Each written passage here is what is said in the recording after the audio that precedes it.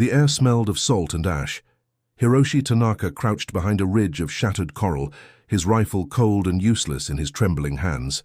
The battle for Saipan had ended hours ago, but the noise still echoed in his skull, artillery blasts, screams swallowed by smoke, the final shouts of men who refused to surrender.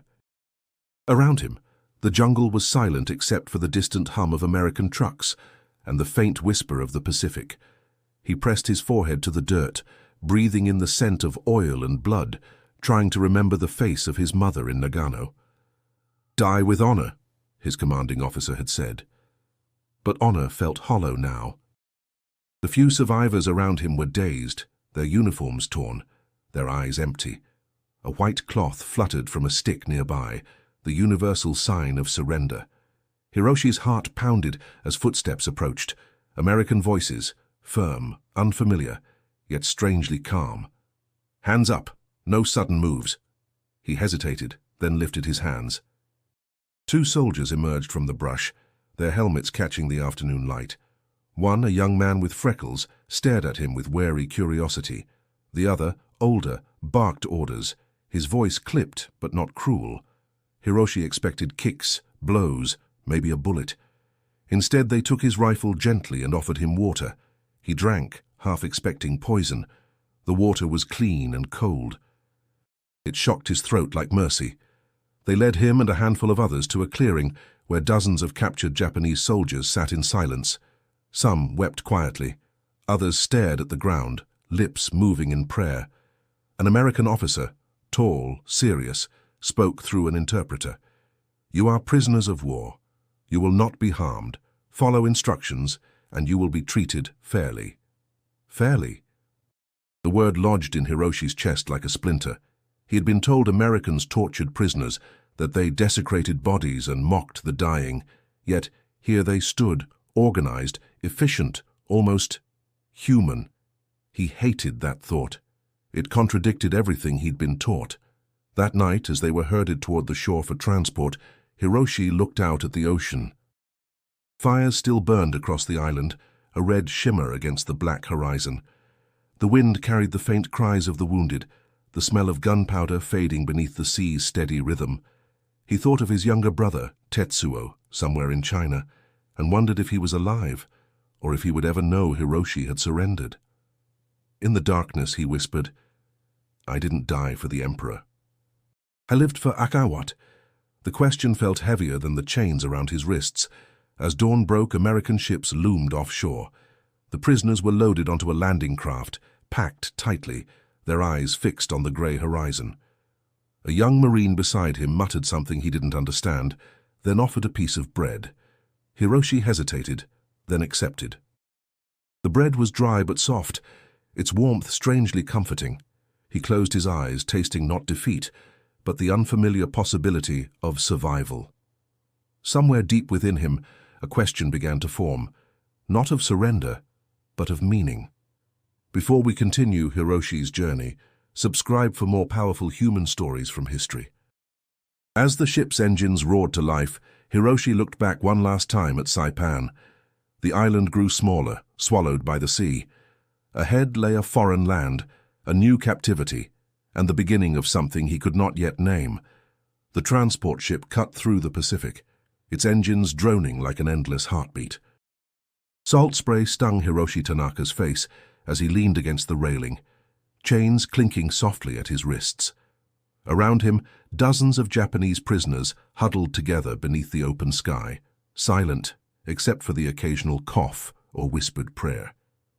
The horizon stretched wide and cold, a world without borders, without certainty. Days blurred into nights. The soldiers of the Imperial Army, once proud, now sat stripped of rank and purpose. The Americans called them prisoners, but the treatment confused Hiroshi. They were given food, blankets, even medical care for the wounded. When a fever spread among the men, American medics worked without hesitation. One of them, a red-haired sailor, offered Hiroshi a tin cup of warm soup. Hiroshi bowed his head, muttered, "Arigatou," and the sailor smiled, replying, "You're welcome." Simple words, yet they unsettled him more than any interrogation could. Below deck, the air was thick with sweat and damp wood. Hiroshi listened to the steady groan of the hull and the murmured voices of his comrades. "Do you think they'll execute us?" one whispered. Another replied, "No, they need us alive for information." Someone else added bitterly, "They'll humiliate us instead." Hiroshi said nothing. He thought of the young Marine who had offered him bread back in Saipan. No humiliation had followed, only silence and an odd kind of patience. At night he couldn't sleep. The motion of the ship rocked him between exhaustion and anxiety. He imagined the vast ocean beneath him, dark and endless. Somewhere below lay the bones of ships, of men who never reached land again. He touched the small metal tag still hidden beneath his uniform collar, a keepsake engraved with his family name. It was all he had left of home. One morning, the ship's loudspeakers crackled to life. An American voice announced that they were approaching the mainland. The men rushed to the deck, squinting into the mist.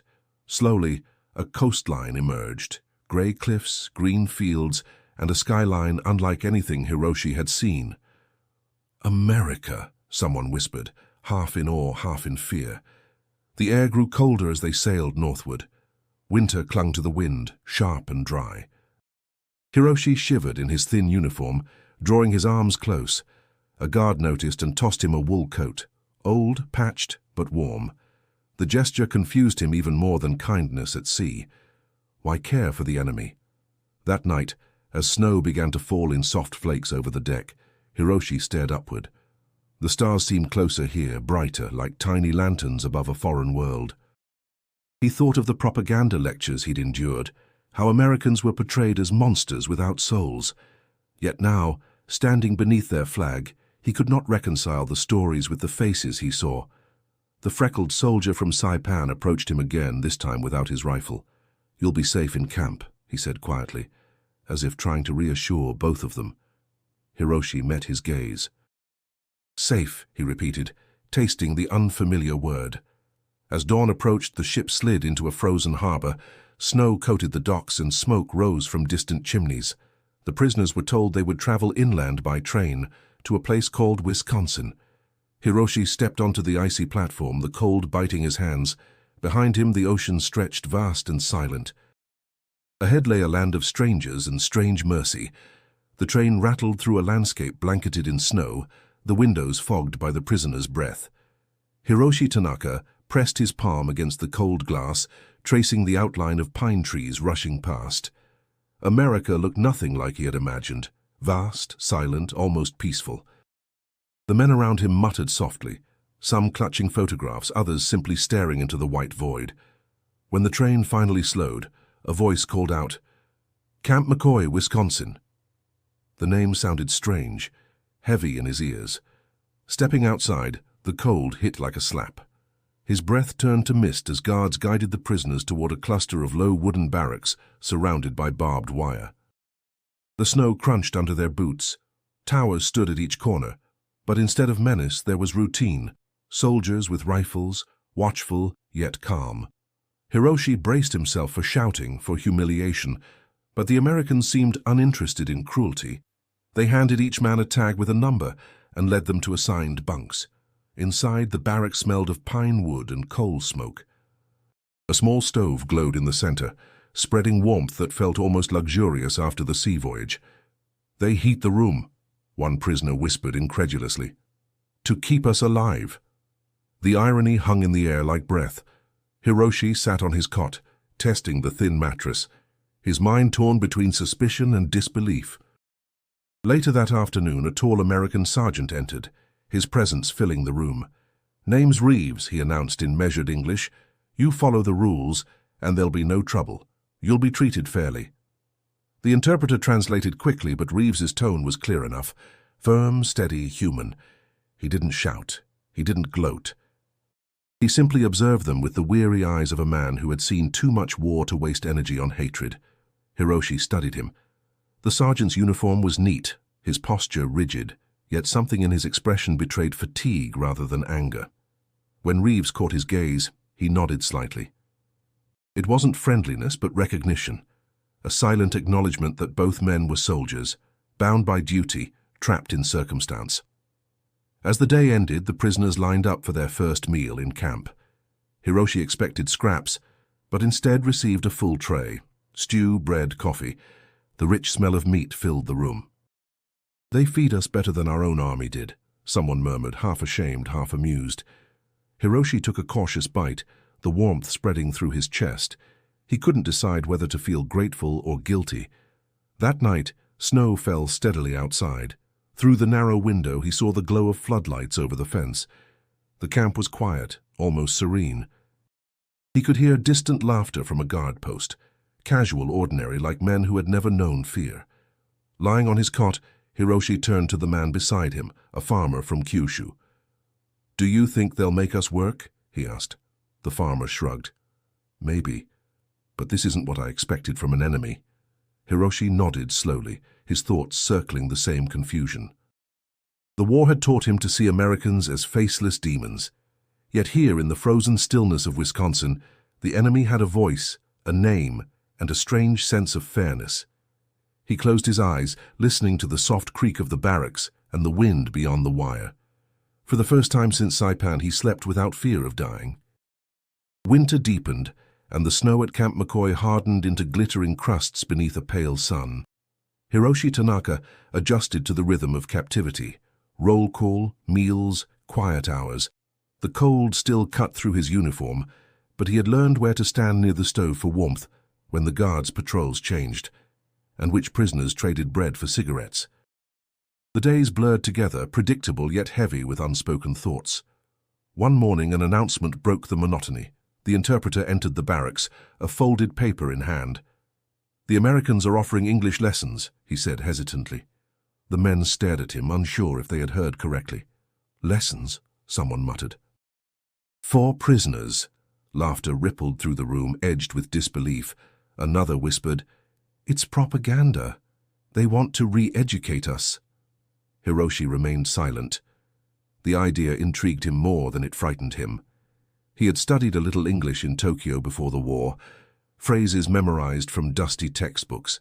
He remembered the rhythm of foreign words, the strange shapes they made in his mouth. He had always been curious, until curiosity became dangerous. The next afternoon, a group of 20 men, Hiroshi among them, was led to a small wooden building near the edge of camp. Inside, chalk dust floated in the sunlight like snowflakes. A black board covered one wall and a stack of worn books lay on a table. Standing beside them was a young American woman in a simple wool coat and gloves, her hair tied back neatly, her expression calm. "I'm Margaret Collins," she said, her voice steady but kind. "I'll be teaching English here. You don't have to come if you don't want to, but if you stay, I'll do my best to help you learn." The interpreter translated, his tone awkward but respectful. The prisoners exchanged glances. No one moved. Hiroshi finally raised his hand. "Why teach your enemies?" he asked carefully in broken English. A hush fell over the room. Margaret met his gaze. "Because," she replied, choosing her words slowly, "I don't believe understanding is weakness. It's survival." Her answer lingered long after the lesson began. She wrote simple phrases on the board. "My name is, I am from, I feel cold." The men repeated them uncertainly, their accents thick but earnest. Margaret's patience never wavered. When one soldier struggled to pronounce "thank you," she smiled and said, "That's close enough." Laughter broke the tension. Even Hiroshi found himself smiling. After class, he lingered by the door. "Miss Collins," he said quietly, forming each word with care, "why here? You could be anywhere." She tilted her head, thinking. "My brother fought in the Pacific," she said. "He didn't come back. Maybe this is my way to make peace. With him. With all of this." Hiroshi bowed slightly, unsure how to respond. The gesture came naturally, bridging a space that no language could fill. As he left the building, he realized something had shifted inside him. Not faith, not loyalty, but a quiet recognition that war hadn't erased humanity after all. That night, lying on his bunk, he whispered the English words he had learned under his breath. "My name is Hiroshi. I am from Japan. I feel cold." The words tasted strange, fragile, alive. Outside, the snow continued to fall, soft and endless, like the start of something he couldn't yet define. Each morning, frost glazed the barracks' windows, turning the world outside into a white blur. Yet inside the small classroom near the fence, warmth flickered. Not from the stove, but from voices learning to bridge two worlds. Hiroshi Tanaka arrived early every day, carrying a stub of pencil and a hunger he couldn't name. The lessons had become a rhythm, an anchor. Margaret Collins greeted them with her usual calm smile. "Good morning," she said, her breath forming clouds in the cold air. "Repeat after me." The men echoed her words, their accents colliding like stones in a stream. She corrected gently, never mocking. When they struggled, she'd laugh softly, as if mistakes were proof of effort, not failure. Hiroshi watched her closely. Her patience fascinated him. She never spoke about the war, never asked them why they fought. Instead, she focused on verbs, idioms, and fragments of culture. Phrases like "how are you" or "nice to meet you," phrases that sounded too soft for a world still bleeding. He wondered if she realized how strange it felt for them to speak the enemy's tongue. During one class, Margaret introduced the word home. She wrote it carefully on the blackboard, turned, and asked, "What does home mean to you?" The interpreter hesitated before translating. Silence filled the room. For Hiroshi, home was a memory blurred by distance, the smell of his mother's miso soup, the river near Nagano where he had skipped stones as a boy. But when he tried to form the English words, they wouldn't come. He finally whispered, "Home is far." Margaret looked at him for a long moment and nodded. "Yes," she said softly. "Home is far, but language can bring it closer." Those words lingered with him long after class ended. That evening, Hiroshi sat on his bunk, tracing English words into his notebook. Home, peace, understand. His bunkmate, Kondo, watched with disapproval. "Why fill your head with their language?" he muttered. "You forget who you are." Hiroshi paused. "I don't forget," he replied quietly. "I remember differently," Kondo snorted. "They'll use you, you'll see." But Hiroshi didn't argue. He'd already seen the opposite, how words had softened guards' tones, how laughter had replaced suspicion, even if briefly. A week later, Margaret asked Hiroshi to help her translate between her and the other prisoners. "You speak more clearly now," she said. "You can help me explain." He hesitated but agreed. Standing beside her, translating jokes and instructions, he felt something he hadn't felt since before the war: purpose. When the class ended, Margaret thanked him. "You're a natural teacher," she said. The compliment startled him more than gunfire ever had. The lessons soon reached beyond vocabulary. Through laughter, fragments of stories emerged, about food, family, places that once felt safe. The classroom no longer resembled a cell. It felt, impossibly, like a place of learning. One day, Hiroshi caught himself smiling as he explained a phrase to another prisoner. It struck him that he hadn't smiled freely in years, yet beneath the fragile peace, whispers began to spread. Some men refused to attend, calling the class dishonorable. They muttered that learning English meant surrendering one's soul. Hiroshi ignored them, but unease grew in his chest. Still, when Margaret ended each session with her quiet, "Thank you for learning," he bowed slightly, his heart answering in silence. He didn't know it yet, but the language he was learning would soon test every belief he held about loyalty, survival, and who the real enemy was. The tension inside the barracks thickened like the cold that crept beneath the doors. Word had spread. Some prisoners were calling Hiroshi Tanaka a traitor. The English lessons, once a quiet refuge, had become a spark of division. Every morning as he walked toward the classroom, eyes followed him, hard and accusing. Lieutenant Kondo, the oldest among them and once a respected officer, confronted him near the mess hall. His posture was rigid, voice sharp as broken glass. "Tanaka," he said in Japanese, "you shame the emperor by speaking their language." Hiroshi straightened, meeting his gaze. "I only learn to understand." "It's just words." Kondo's eyes narrowed. "Words are seeds. You plant the enemy inside your mind and soon you'll forget who you are. The conversation drew attention. A few men nodded behind Kondo, their breath steaming in the cold. Hiroshi felt heat rise in his chest, but kept his tone calm.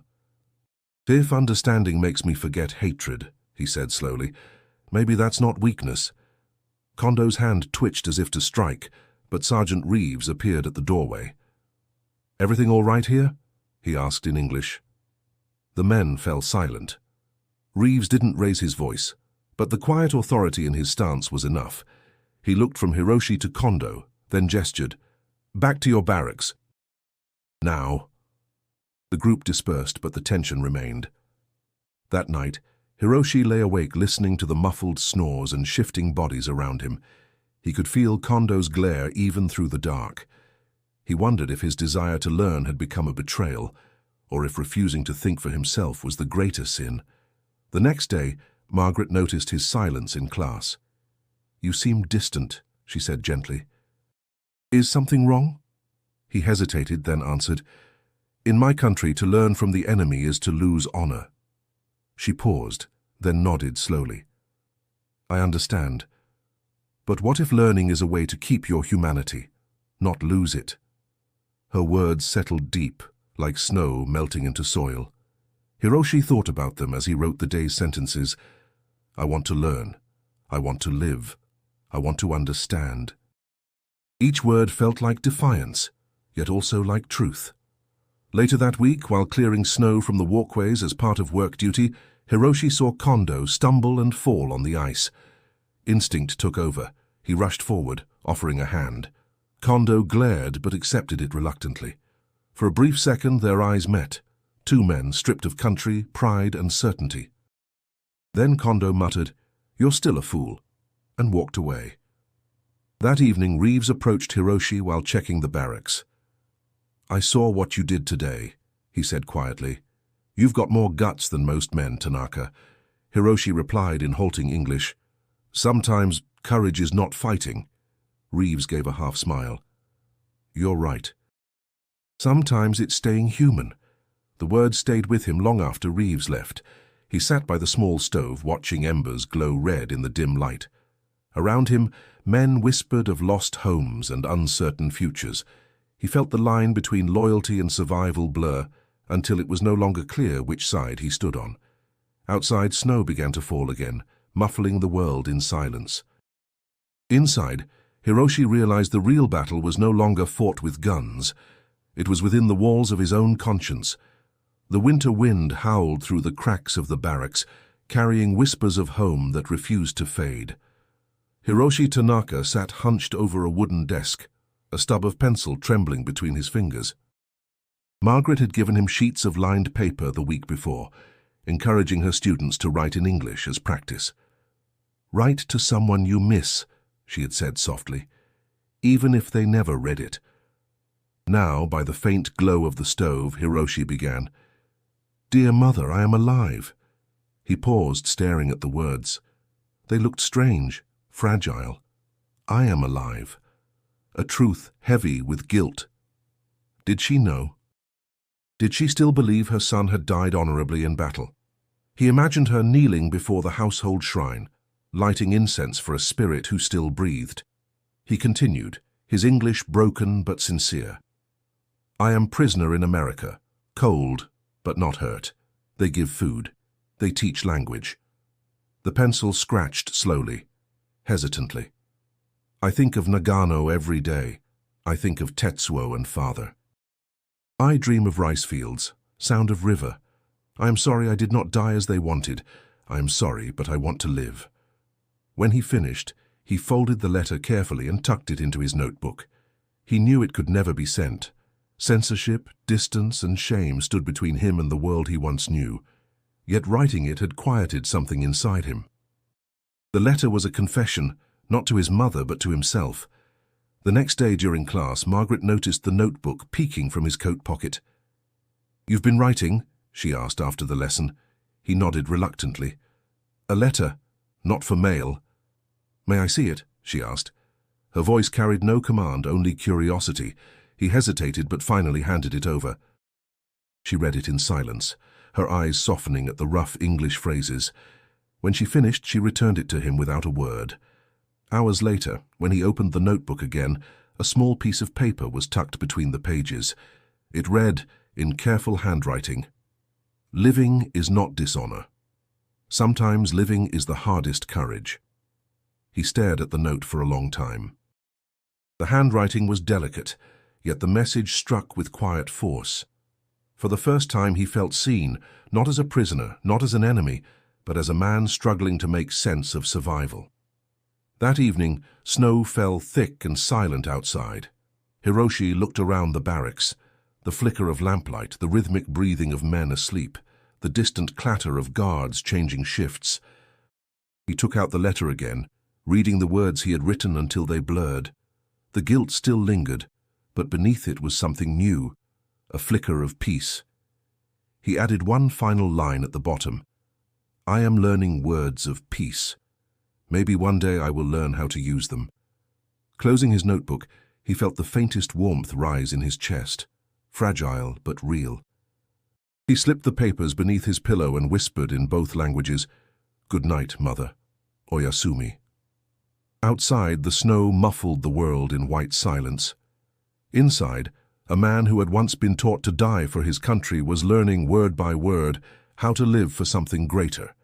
The snow began to melt, revealing patches of brown grass beneath the fences of Camp McCoy. Spring crept in slowly, and with it came a change in routine. One morning, Sergeant Reeves gathered a group of prisoners near the gate. "You'll be working outside the camp," he announced through the interpreter. "Farm labor. Help the locals with planting. You'll be paid in ration coupons and fresh food." A murmur spread among the men. Some were suspicious, others quietly relieved. Hiroshi Tanaka stood in line, his heart tightening at the thought of the world beyond the barbed wire. Months had passed since his capture, yet the idea of stepping outside still felt unreal. As the truck rolled through the open gate, the prisoners stared out in silence.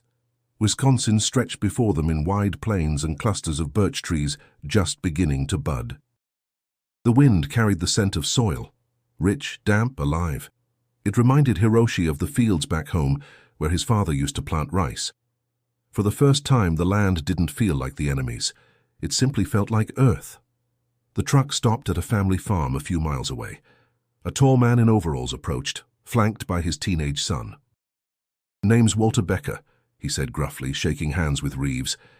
The interpreter explained the work, clearing branches, fixing fences, and planting potatoes. Becker looked over the Japanese prisoners with cautious eyes, but gave a short nod. "Long as they work hard, we'll get along." Hours later, Hiroshi stood in the middle of a wide field, the sun on his face. His hands, stiff from winter, began to move with practiced rhythm, digging, planting, covering. The familiar motion stirred something long buried. Across the rows, the farmer's son watched curiously.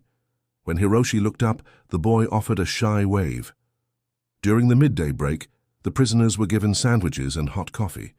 The simple meal tasted like luxury. Hiroshi sipped slowly, glancing toward the barn where Becker spoke with Reeves. The farmer's wife appeared, carrying a basket of apples. "For them," she said quietly. Reeves hesitated, then nodded. She handed one directly to Hiroshi, meeting his eyes without fear. "Eat," she said. He bowed deeply, the English word escaping his lips with effort. "Thank you." That evening, as the truck drove them back to camp, Hiroshi felt an unfamiliar lightness. The fences no longer seemed as suffocating. He thought of the farmer's cautious kindness, the warmth of the sun, the weight of the apple in his hand. Small things, but they meant something. Back in the barracks, Kondo scoffed when Hiroshi told him about the day. "You sound like a servant praising his master," he sneered. Hiroshi shook his head. "No," he said quietly, "I sound like a man who touched the world again." That night, lying awake, he listened to the distant hum of trucks and the faint chirp of early crickets outside the walls. The air smelled of soil instead of snow. He imagined planting again, words not crops, each one taking root somewhere inside him. He didn't know what tomorrow would bring, but for the first time, He no longer felt entirely behind bars. The rhythm of spring settled over Camp McCoy like a slow breath. The prisoners continued their daily work on nearby farms, and for the first time since his capture, Hiroshi Tanaka began to feel the passage of time not through fear, but through the steady pulse of labor and light. The fields turned green, the snow vanished completely, and the air carried the scent of grass instead of iron. Each morning, as the truck rumbled toward the Becker farm, Hiroshi sat quietly beside the others, watching the world awaken around them. The land was vast, unscarred by bombs, its silence almost sacred. When they arrived, Walter Becker greeted them with his usual brief nod. He was a man of few words, but his eyes had softened since that first day. Hiroshi noticed how Becker's son Paul no longer watched them from a distance.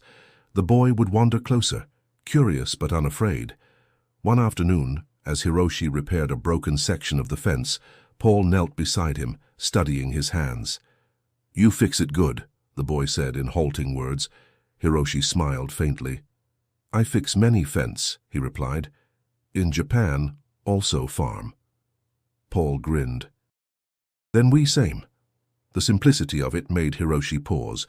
For the first time he laughed, a short, startled sound that felt foreign to his throat. Over the following weeks, their exchanges grew. Paul taught him new words, hammer, seed, sky, while Hiroshi shared Japanese ones in return. Margaret's lessons had given him the confidence to speak, and now those words found a purpose beyond the classroom. Reeves, who often accompanied the work crews, observed from afar, quietly approving. He saw how language dissolved the invisible wall between enemies more effectively than rules ever could. One afternoon, a storm swept over the fields without warning. The wind howled, flattening rows of young crops. Becker and the prisoners worked side by side to secure the barn doors and cover the seed sacks. Mud splattered their uniforms. Rain soaked their faces, but no one hesitated.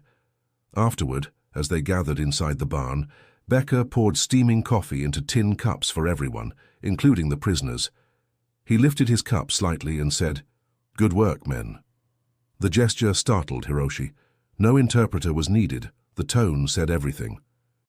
For a brief, fragile moment, there were no sides, only tired men sharing warmth against the storm. Back in camp that evening, Reeves stopped Hiroshi near the gate. "Becker says you worked hard today," he said. Hiroshi nodded, unsure how to respond. Reeves continued, "He called you reliable. That's a big word coming from a farmer like him." He gave a faint smile. "Keep it up." Later in the barracks, Hiroshi sat by the window watching the moon rise over the wire fence. He thought about Paul's grin, Becker's rough kindness, and Reeves's quiet respect. The barriers between them all still existed, but they were no longer made of hatred, only circumstance. He whispered a word Margaret had once taught him, understand. It lingered in the air like a prayer.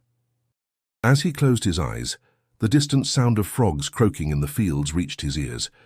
For the first time since Saipan, Hiroshi felt something resembling peace, a fragile seed planted in foreign soil, taking root within him. The summer air in Wisconsin grew heavy, carrying the hum of insects and the scent of wheat ready for harvest. Camp McCoy seemed almost peaceful, but an unease began to ripple beneath the calm. Rumors traveled faster than the wind. Something had happened in Europe, something decisive. Then, a few weeks later, whispers came about Japan. The guards spoke in low tones. The interpreter avoided eye contact. Hiroshi Tanaka noticed it first in Margaret's face. During their lesson one morning, she seemed distracted, her voice distant. When class ended, he lingered. "Miss Collins," he said softly, "something wrong?" She hesitated, then folded her hands. "News from home," she answered carefully. "Germany surrendered in May, and now—" She trailed off, searching his eyes. "Japan may not hold much longer." Hiroshi's breath caught. "Not hold?" he repeated, the words thick in his mouth. She nodded. "The war is ending, Hiroshi." He stared at the blackboard behind her, where the word peace had been written during their last lesson. He had repeated it many times, but never truly understood its weight until that moment. Peace. The sound was both salvation and loss, Back in the barracks, the rumors became clearer. Some men rejoiced quietly, whispering of homecoming. Others wept or raged, unwilling to accept defeat. Kondo sat motionless on his bunk, staring into nothing. "If Japan falls," he muttered, "what are we?" Hiroshi didn't answer. The question struck deeper than any wound. That night he lay awake, replaying memories of Saipan, the shouts, the orders, the promises that glory awaited those who died. Now what did that glory mean? He turned the small metal tag around his neck, feeling its cold edges. His name still etched there, but what did it belong to now? The next morning, Sergeant Reeves entered the barracks, his usual calm replaced by something heavier. "Listen up," he said. "We have confirmation. The Americans dropped a new kind of bomb on Japan. 2 cities destroyed. The Emperor will surrender soon." The interpreter's voice faltered, translating those words. Silence filled the room, followed by gasps, curses, and prayers. Hiroshi felt the world tilt, destroyed. He couldn't imagine it. Whole cities turned to ash. His stomach twisted with guilt and disbelief. He stumbled outside, the sunlight suddenly too bright. Margaret found him later near the fence, staring at the horizon. "I don't understand," he whispered. "Why so much death, even when war almost over?" She looked at him, her eyes shining with a sadness he recognized. "Because people forget what peace costs," she said. They stood there in silence, separated by wire yet bound by the same helplessness.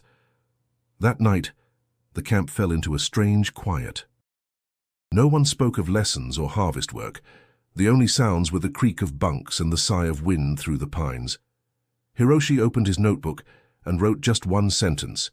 "If peace is born from ashes, how do we live in it?" He stared at the words until they blurred. The war that had defined every breath of his life was ending, but what waited beyond its end, he could not yet imagine. The August sun burned high over Wisconsin when the news arrived. Japan had surrendered. It came not as a shock, but as a deep, wordless ache that rippled through every barrack at Camp McCoy. The interpreter's voice trembled as he read the official announcement. "His Majesty has spoken. The war is over." No one moved at first. The words hung heavy, unbelievable. Some prisoners stared blankly, others bowed their heads. A few shouted in disbelief while others broke into quiet sobs. Hiroshi Tanaka stood among them, numb, as if his mind could not process what his ears had heard. The empire, his country, his identity, had fallen. Kondo, sitting on his bunk, whispered, "Better to die a soldier than live to see this day." His face was pale, his hands trembling. Hiroshi reached out, but Kondo pulled away. "Don't," he hissed. "You chose to live among them. You wouldn't understand."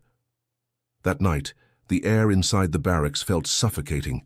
Some men tore at their uniforms, others recited prayers to ancestors who would never answer. Hiroshi lay awake, staring at the ceiling, feeling the weight of every choice he'd made. Survival, once his silent rebellion, now felt like betrayal. Yet beneath the guilt there was something else, a fragile spark of relief that terrified him to acknowledge. At dawn, a sharp cry shattered the stillness. Hiroshi jumped to his feet and ran outside. Near the edge of the barracks, Kondo knelt on the frozen ground, a knife pressed against his abdomen. His eyes were wild, desperate. "The Emperor's war is over," he said, voice shaking. "But a soldier's duty never ends." Hiroshi's heart pounded.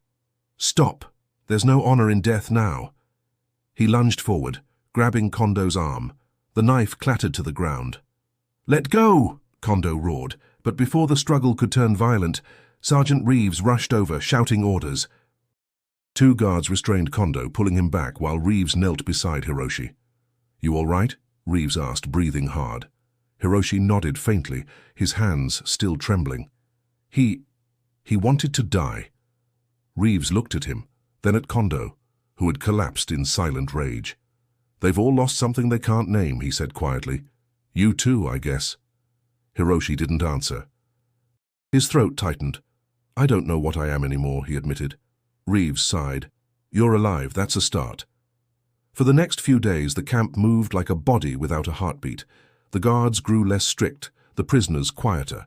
Margaret visited the class one last time, though no lesson took place. She simply stood before them, her voice gentle. The war has ended. Soon you'll go home. No one clapped. No one smiled.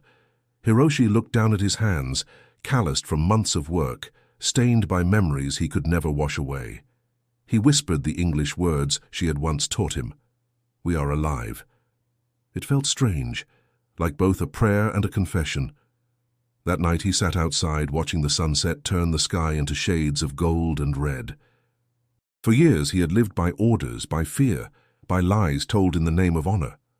Now, for the first time, silence offered him something new, freedom, fragile and uncertain. He whispered into the wind, "Maybe living is the duty that remains." The days after Japan's surrender blurred into an uneasy quiet. The fences of Camp McCoy still stood, but they no longer felt like barriers, just lines waiting to disappear. The prisoners spoke in softer tones now, uncertain whether they were still soldiers or something entirely new. Rumors spread that they would soon be sent home. Hope and fear intertwined in every breath. Margaret Collins returned to the classroom one final time.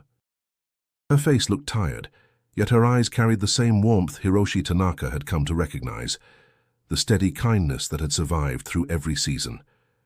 "This will be our last lesson together," she said. The words struck the room like wind through dry leaves. Hiroshi felt a hollow ache in his chest. He had imagined many endings, but not this one. Margaret continued, her voice trembling slightly. "Today I want to teach you something simple. No grammar, no verbs, just one phrase." She turned to the board and wrote slowly in clear, bold letters. "We are all human." The room fell silent. The interpreter repeated the words in Japanese and several men bowed their heads. Margaret faced them again. "You've learned my language," she said. "Now I hope you remember this sentence longer than any other. It's what I've learned from all of you." Hiroshi swallowed hard. He wanted to thank her, but his English suddenly felt too small for the weight in his chest. Margaret glanced at him as if she sensed the struggle, and nodded gently. "Would you read it for the class, Hiroshi?" He rose slowly, his hands trembling as he held the notebook she had once given him. His voice was quiet at first, but steadied with each word. "We are all human." The phrase hung in the air, uneven, imperfect, yet alive. Margaret smiled. "Yes," she whispered, "exactly that." When the lesson ended, no one moved. The men sat in silence, absorbing the moment as if afraid it would vanish too quickly. Finally, Margaret stepped forward and placed a small box on the teacher's desk. Inside were folded notes, written by her students in both languages, letters, thanks, fragments of thoughts never spoken aloud. "You have given me more than you know," she said softly. "I'll never forget any of you." After she left, Hiroshi lingered by the board. The chalk letters looked fragile, as though one breath could erase them. But he didn't want to erase anything. Not the lessons, not the pain, not even the confusion. They had all become part of him. That evening, as the sun sank behind the pines, Sergeant Reeves visited the classroom. He found Hiroshi still there, staring at the fading words. "You'll be leaving soon," Reeves said quietly. "Heading home." Hiroshi turned to him. "Home," he repeated, tasting the word as if for the first time. "Yes, but I think I have two homes now." Reeves studied him, then nodded. "That's not a bad thing," he said. "Means you learned something worth keeping." Hiroshi looked back at the blackboard. "We are all human." The chalk dust shimmered faintly in the dying light, and for the first time he believed it, not as a lesson, but as truth. Autumn swept across Wisconsin, painting the forests in gold and rust. The wind carried the scent of fallen leaves and distant fires, and with it came the news the prisoners had waited for: departure orders. After more than a year behind the fences, they would be returning to Japan. The announcement stirred the camp like an awakening dream. Some cheered, others wept. Many simply stared at the ground, unsure what awaited them beyond the ocean. Hiroshi Tanaka folded his few belongings into a small canvas bag. The notebook from Margaret, a pencil stub, and the metal tag engraved with his name were all he had.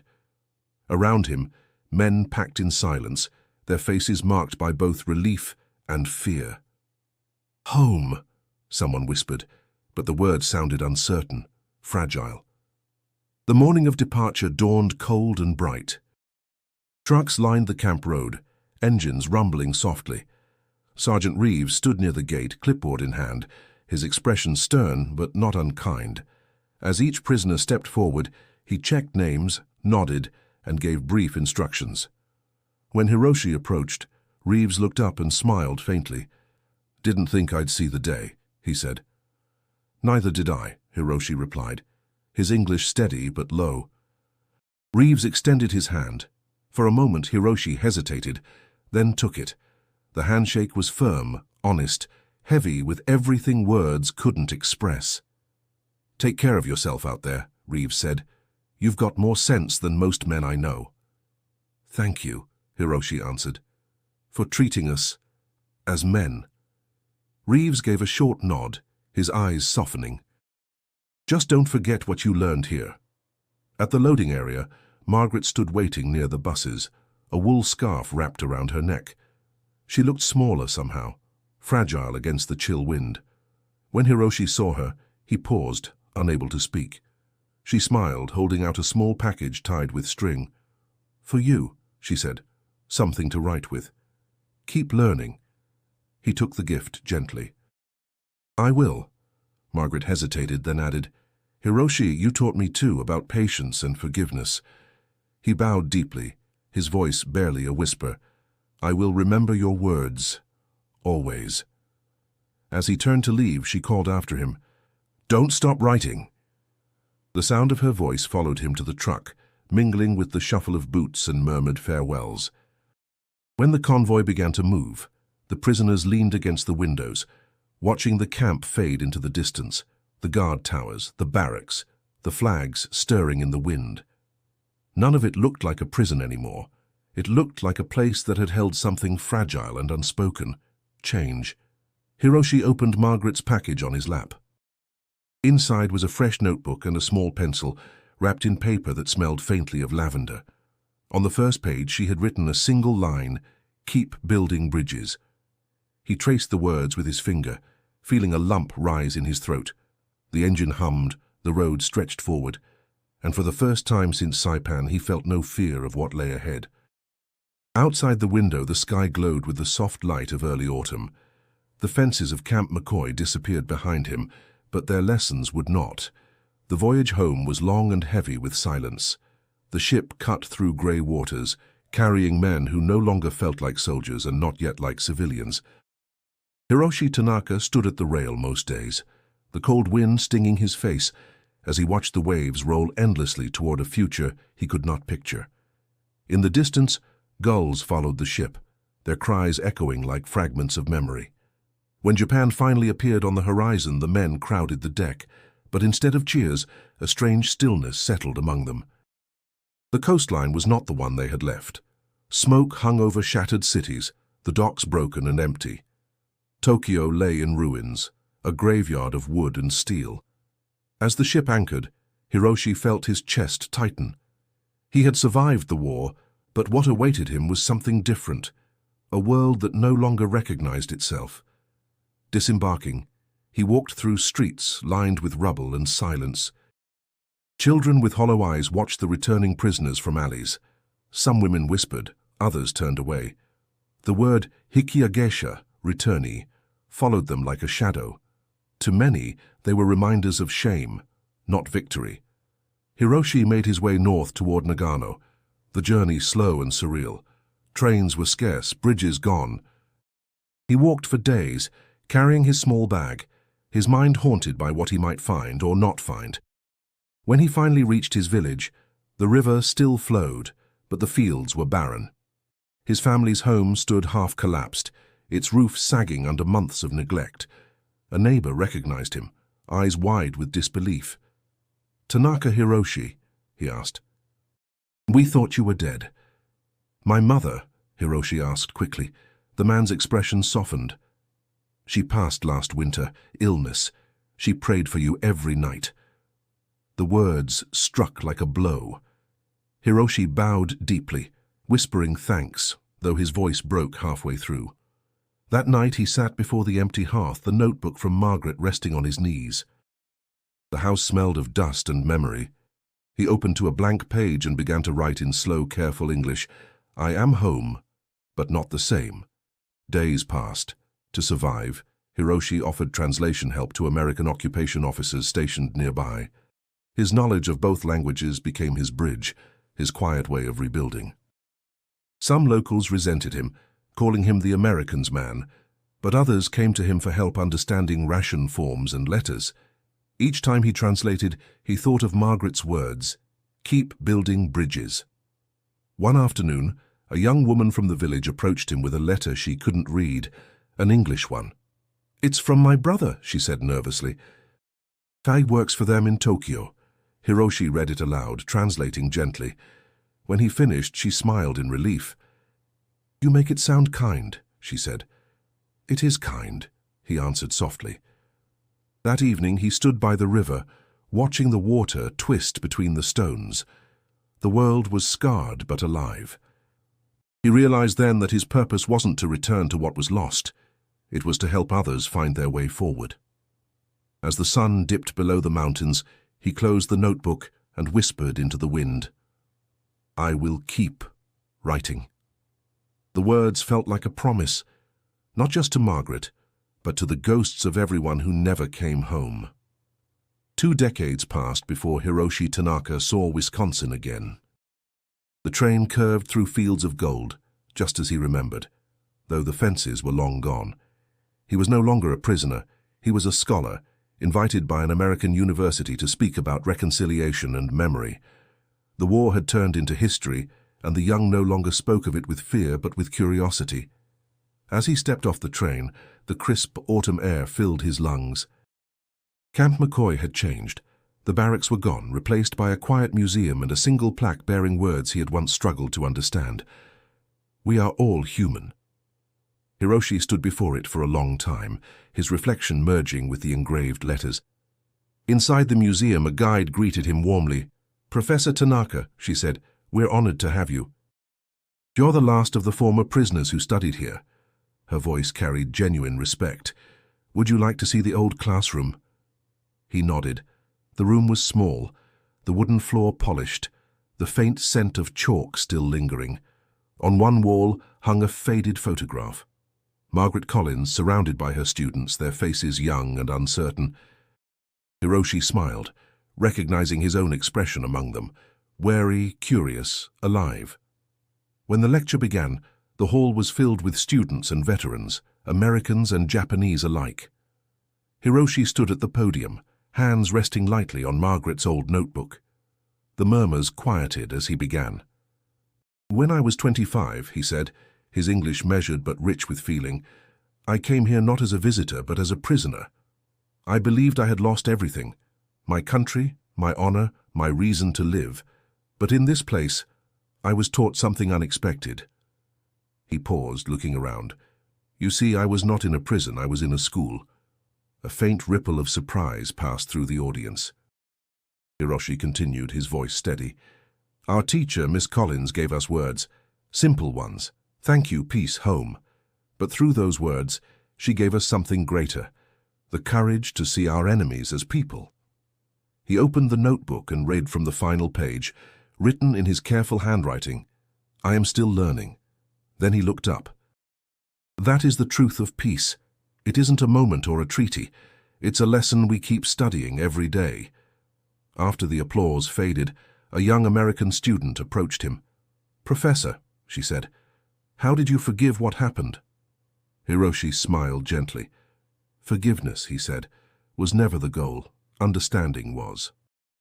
Once you understand, forgiveness grows naturally, like sunlight on winter soil. As the crowd dispersed, he stepped outside. The sun was setting over the same horizon he had once watched through barbed wire. The air was cool, the sky streaked with amber and blue. He could almost hear Margaret's voice again. "Keep building bridges." He whispered, "I have," and felt peace settle quietly inside him. Turning to the students lingering nearby, he smiled and said, "If Hiroshi's story moved you, subscribe to the channel for more real stories of courage and compassion." Then, after a beat, his voice softened. And don't forget, click the video on your screen to discover another story of friendship born in war. He looked once more at the words on the plaque, "We are all human," and bowed deeply, the gesture of a man who had finally come home.